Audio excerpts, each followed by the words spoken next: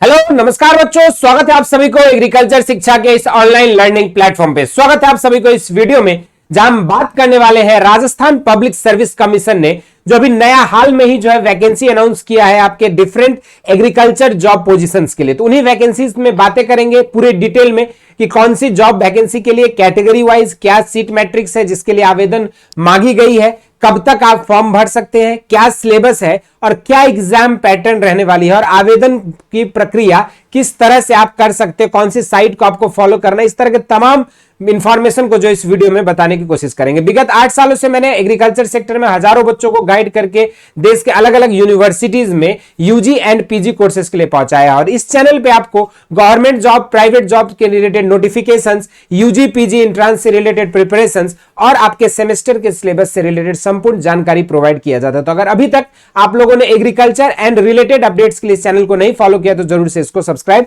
कर लीजिएगा। तो चलिए समझते हैं कि ये जो आरपीएससी राजस्थान लोक सेवा आयोग अजमेर से जो वैकेंसी रिलीज की गई है वो पूरी एडवर्टाइजमेंट क्या है इसको समझेंगे। एक एक पॉइंट को इस वीडियो को लास्ट तक देखिएगा, सारी डाउट्स आपकी क्लियर हो जाएगी। तो ये आप लोगों का जो है 16 अक्टूबर का जो है नोटिस है जो आपकी यहां पे दी गई है और इसमें अगर आप देखोगे तो डिफरेंट पोस्ट जैसे असिस्टेंट एग्रीकल्चर ऑफिसर एनएसए के लिए टोटल 115 पोस्ट निकाली गई है, जिसमें आपका प्रॉपर जो है category wise general, SC, ST, OBC, MBC और ईडब्ल्यूएस सभी कैटेगरी वाइज जो है आपके पूरे अलग अलग दिए गए हैं यहाँ पे। ठीक है, इसके बाद दूसरा पोस्ट है आपका असिस्टेंट एग्रीकल्चर ऑफिसर ऐसे के लिए। उसके बाद दूसरा आप देखोगे स्टैटिस्टिकल ऑफिसर। तीसरा चौथा आपका है एग्रीकल्चर रिसर्च ऑफिसर, एआरओ का पोस्ट आया है एग्रोनॉमी के लिए। फिर एआरओ आपका एग्रीकल्चर बॉटनी के लिए है। Agriculture research officer plant pathology के लिए आपकी 2 सीटें दी गई है यहाँ पे। अगर हम बात करें एग्रीकल्चर रिसर्च ऑफिसर तो यहाँ पे 5 सीटें आपकी दी गई इंटोमोलॉजी के लिए। Agriculture research officer agriculture chemistry से यहाँ पे 9 सीटें दी गई है। अगर हम बात करें यहाँ पे एग्रीकल्चर रिसर्च ऑफिसर हॉर्टिकल्चर की 2 सीटें हैं यहाँ पे। अगर हम इसी तरीके से देखेंगे agriculture research assistant agriculture research officer agronomy के लिए जो यहाँ पे 11 सीटें दी गई है ऑल टुगेदर। अगर agriculture assistant agriculture research officer botany की 5 सीटें हैं।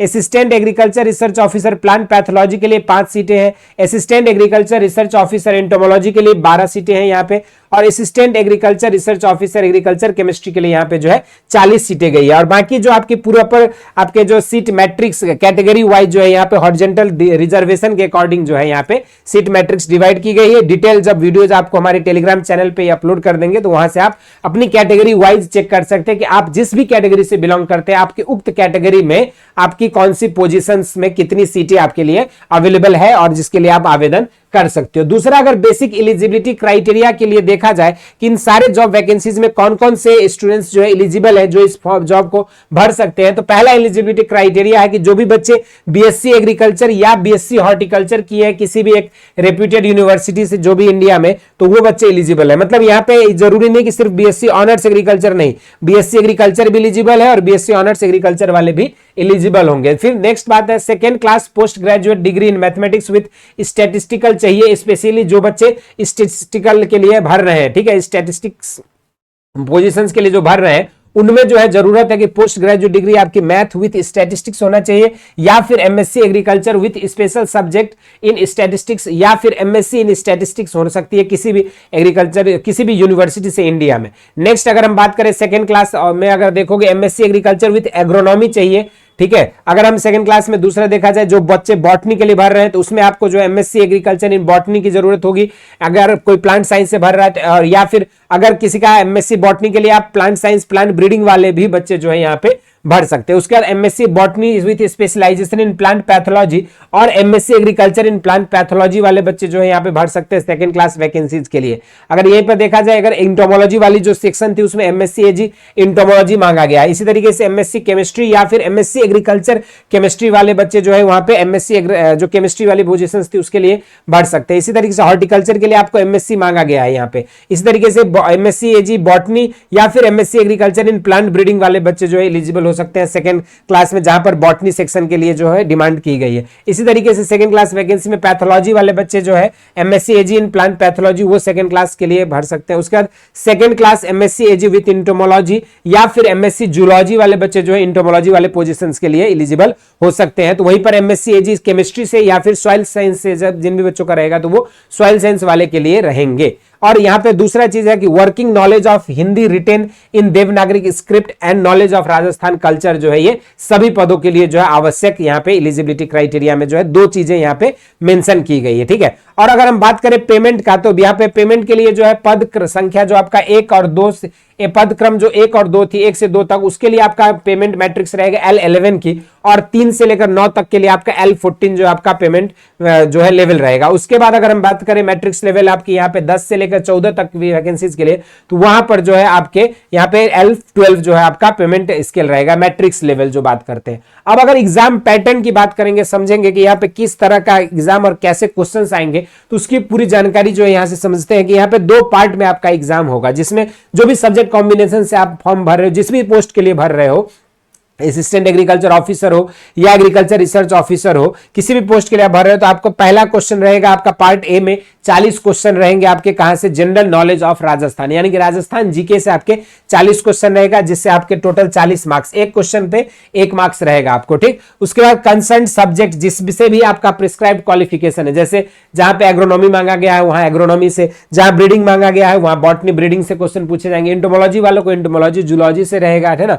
तो वो आपके सब्जेक्ट स्पेसिफिक आपकी जो है कंसर्न क्वालिफिकेशन के अकॉर्डिंग आपको सवाल पूछा जाएगा। जैसे कोई बच्चा मान लीजिए चलिए स्टैटिस्टिकल ऑफिसर के लिए भर रहा है, तो उसको एमएससी एग्रीकल्चर स्टैटिस्टिक्स या एमएससी स्टैटिस्टिक्स जो है वहां से आपके पूछे जाएंगे सवाल। 110 क्वेश्चन आपका कंसर्न सब्जेक्ट से रहेगा, और टोटल यहां पर भी 110 मार्क्स का ये रहेगा, एक क्वेश्चन पे 1 मार्क्स, यानी कि टोटल जो आपके 150 क्वेश्चंस रहेंगे 150 मार्क्स के लिए। और इसके लिए आपको जो है यहाँ पे 2 आवर्स एंड 30 मिनट्स, यानी कि जो है लमसम 150 मिनट, यानी कि एक क्वेश्चन के लिए आपको 1 मिनट तक का समय जो है मिल रहा है यहाँ पे जब आप एग्जाम देने जाओगे। अगर देखेंगे क्वेश्चंस के मोड, तो आपका मल्टीपल चॉइस क्वेश्चंस रहेगा। कॉम्पिटेटिव एग्जाम्स में 150 मार्क्स से 150 मल्टीपल चॉइस क्वेश्चंस देंगे, और डिटेल्ड सिलेबस भी आपको जो है जल्द ही आपको यहाँ पे मिल जाएगा। जैसे ही आपका जो कमीशन जो आपकी ये लोक सेवा आयोग जैसे रिलीज करती है आपकी स्टिपुलेटेड सिलेबस हर सब्जेक्ट का, तो उस पे भी आपको डिटेल्ड इंफॉर्मेशन हम प्रोवाइड करेंगे, ठीक है। उसके अलावा there will be only 1 paper रहेगा, 2.5 घंटे का वो पेपर रहेगा आपकी।